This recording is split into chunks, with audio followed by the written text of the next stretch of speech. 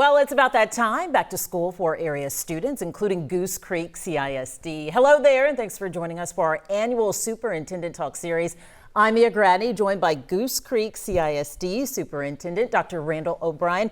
Good to have you with us, Dr. O'Brien. This is our last opportunity to do this. You'll be retiring soon. That's right. That's right. Well, happy to be here today. Well, we are so delighted to have you here, and that's actually where I want to start. Your exit and reflecting back on these years that you've spent with Goose Creek CISD. Reflect on your career and time with the district, how it's changed and evolved. We also have a parent who wants to know, what are your hopes for Goose Creek CISD upon your departure? Well, thinking back upon 12 years ago when I arrived and where we are today, it's transformed. So I'm happy to look back over that and see all the things that have changed. We've grown significantly, about 3,000 students, and to match that growth, and we're continuing to build homes throughout our community. We have expanded our courses, our offerings. We've increased the number of campuses to meet those student needs. And I'm just proud of the growth that I've seen that's happened from day one until today. Is there anything that you feel like, oh my gosh, I wish I would have been able to accomplish this, or just have run out of time on?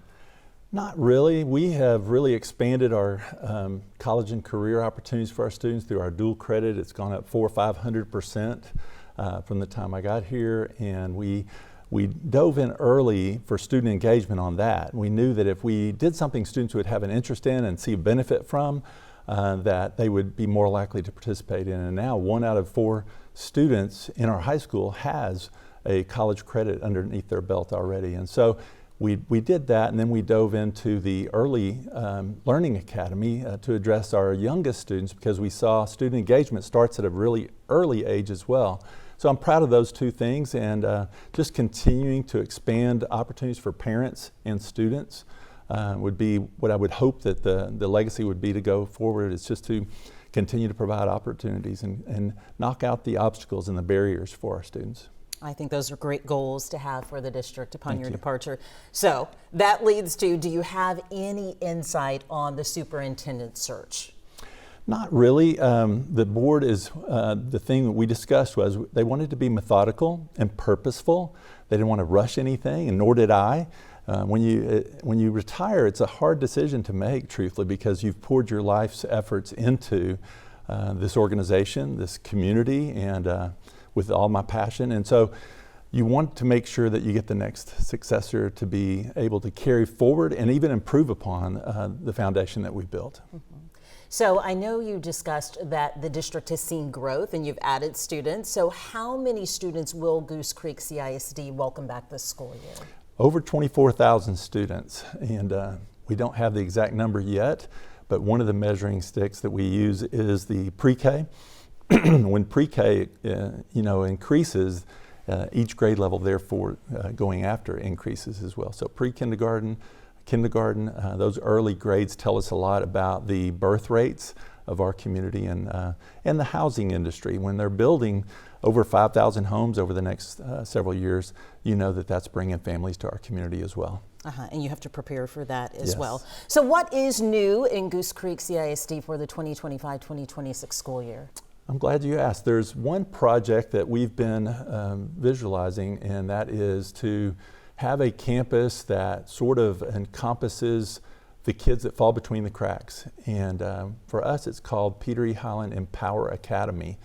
It is for students that may not fit the traditional model, and in regards to their options, they've been limited. It's either traditional or one of our other campuses with a focus on technology or vocation or with college in mind. And some students don't fall in any of those categories. So the Empower Academy was just that, designed to empower students to think beyond their current limitations.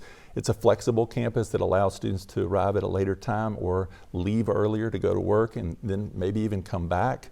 So the flexible schedule is a lot of what it offers, and we're just really excited. It also offers a virtual academy option for that campus. So that's the newest thing happening. We're really enhancing that campus. It's been in existence, but we're sort of combining many things together. One of the things that I'm proud of with Goose Creek is our board always looks to look for benefits for teachers to want to come and stay their entire career.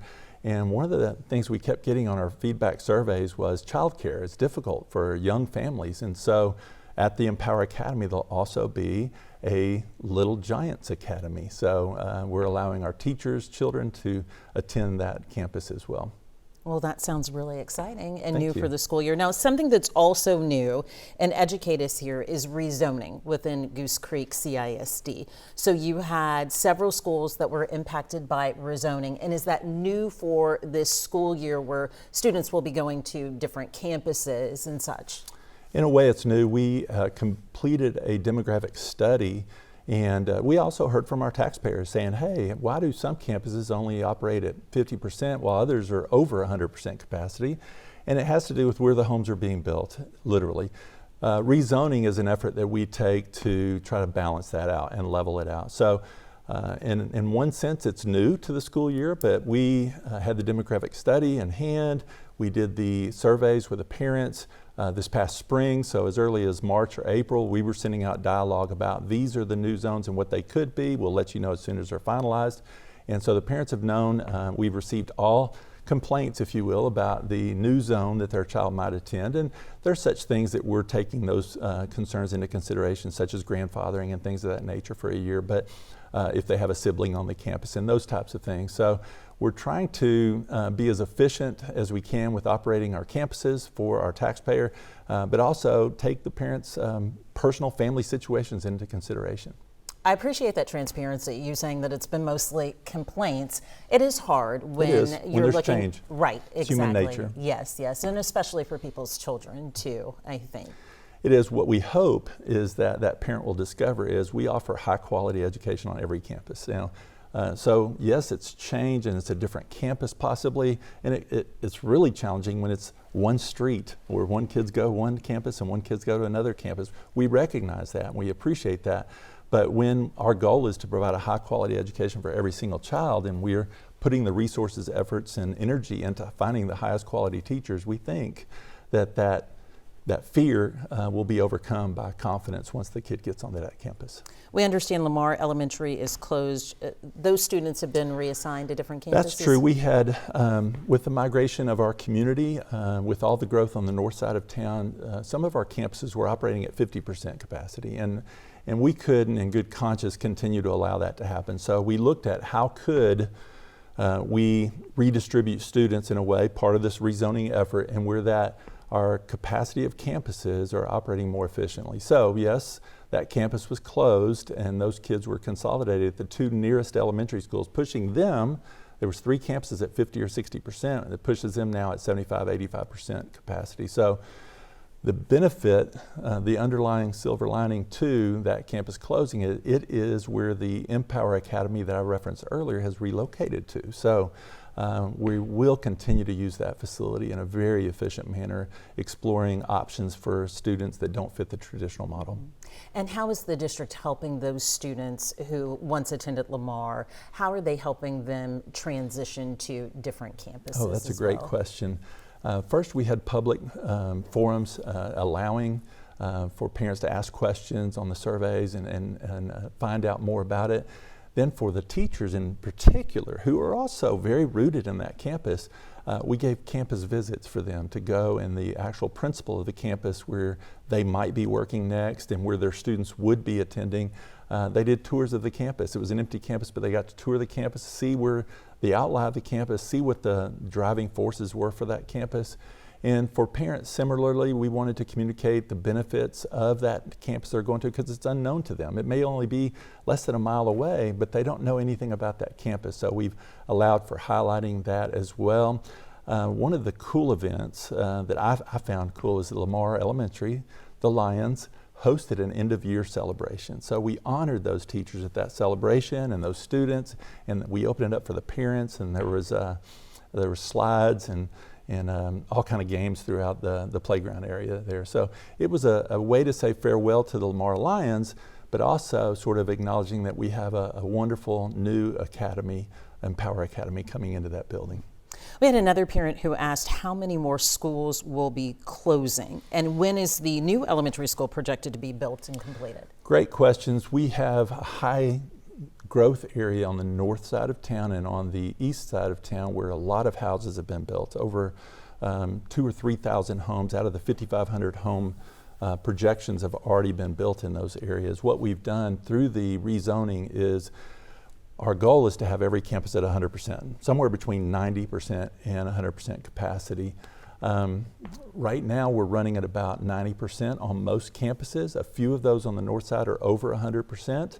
And what you do before having a new campus built is you have portable buildings that we bring in and allow for a campus to go over its intended design. But that's not our goal, that's not our efforts, but we also have to measure that out with building too quickly. So the homes are coming, they're in the process, and we know with homes, new students come with that. So we leave it up to our citizens, up to our voters to determine when the next bond initiative might be in place, but could we potentially, based upon student enrollment on the north side, have a couple of new elementary campuses? Possibly. And other needed repairs in the future, but I don't know if that's a year out, 2, 3, 5 years out from now, but we're going to listen to our citizens on that. A lot of work to be done, a lot for the board to do as well. Yes. And the board voted to give raises to full-time employees. Was that to help with teacher retention and or hiring as well? Absolutely. One of the things I've been most proud of, I'm going into my 13th year, and every year the board is seeking ways to retain teachers and to value them, because sometimes you'll hear devaluing comments, whether it's on the national stage, the state stage, and our teachers get discouraged. And so our board of all people recognize that. My executive team works really, really hard to initiate that value and what they bring. They're actually educating that child and bringing them to adulthood. And so it's a very important task.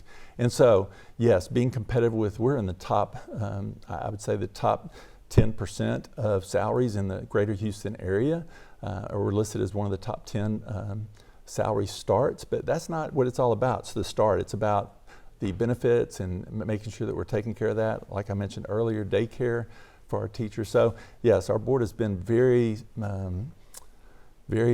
focused on ensuring that we create value for our teaching and all of our faculty members for that matter. Yes, and how important is it for you, even in these last few months, to ensure that teachers feel good, they feel confident, and that you're able to keep up that reputation for taking care of teachers? Well, thank you. I think it is one of the most critical points of a new person coming in. I think that it'll be the foremost on the board's mind as they interview for my replacement. Still hard to say that out loud, but after 13 years, I understand. It is. But I know that that they're in good hands. Our students are in good hands. Our parents, our families are in good hands because we are marching in the right direction. We're going towards success always. I've been a big believer in the continuous improvement model, and that's what our focus is as administrators, as teachers, as campus administrators. We're always focused on what can we do better, what more can we do for our children, what new pathway can we create for that kid. Mm-hmm. So the overwhelmingly biggest response on the KHOU 11 back to school survey was about personal communication devices and the newly instated ban. And this is a statewide ban. We want both parents and students to understand. And this bans devices, most importantly, the cell phone. And it's interesting looking at the numbers when we asked this question in the survey among our participants, it's almost evenly split. 53% support the cell phone ban, 47% do not. Regardless, it's happening, right, Dr. O'Brien? It is a law.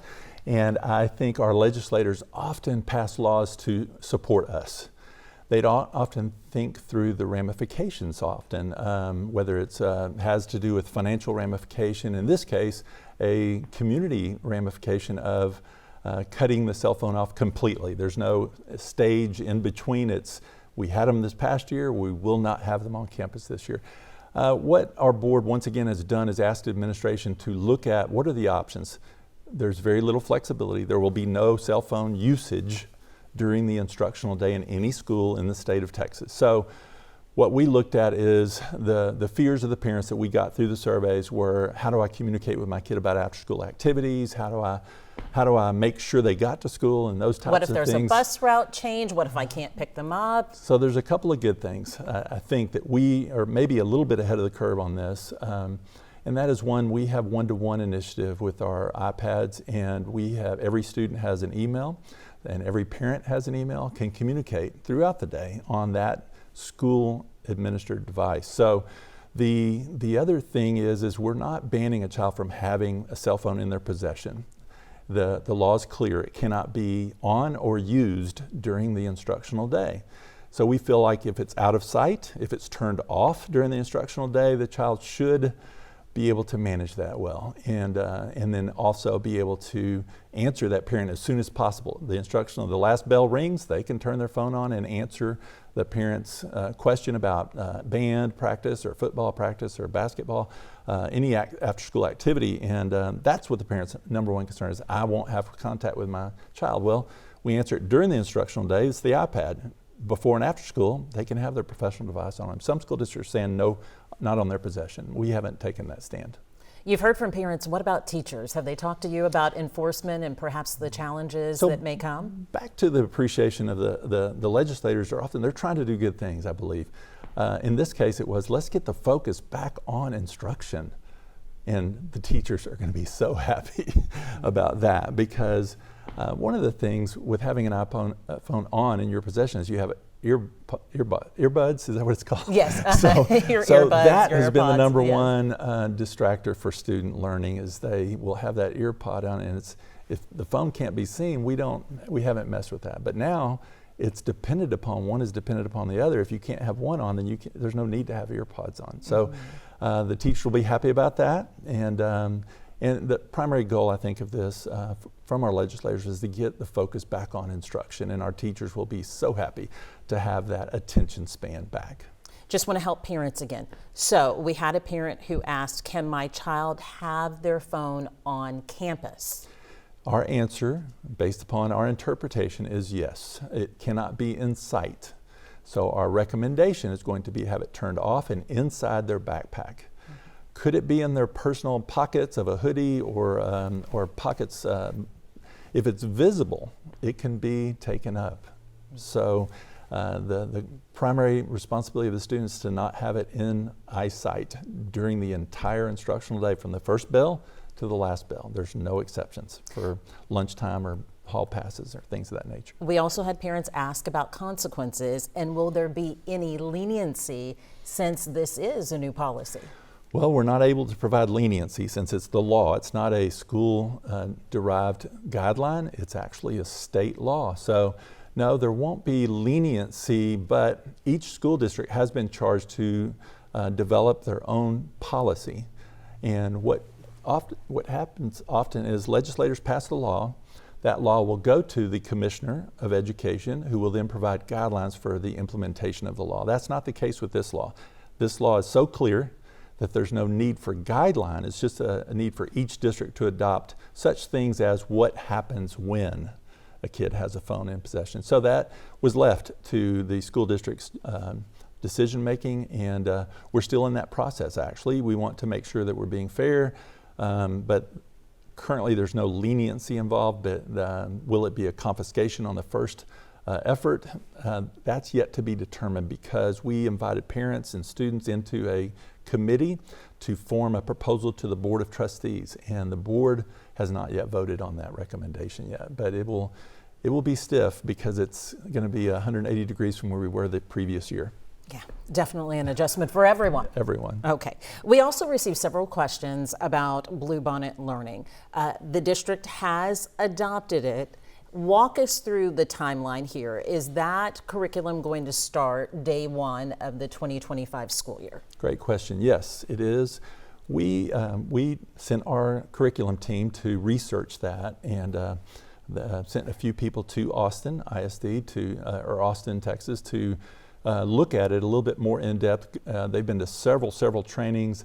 I attended more Zooms than I normally attend to find out about a curriculum matter. And the whole primary connection for us. What made it an easy adoption for our Board of Trustees, we were told that the curriculum would be aligned with the assessment.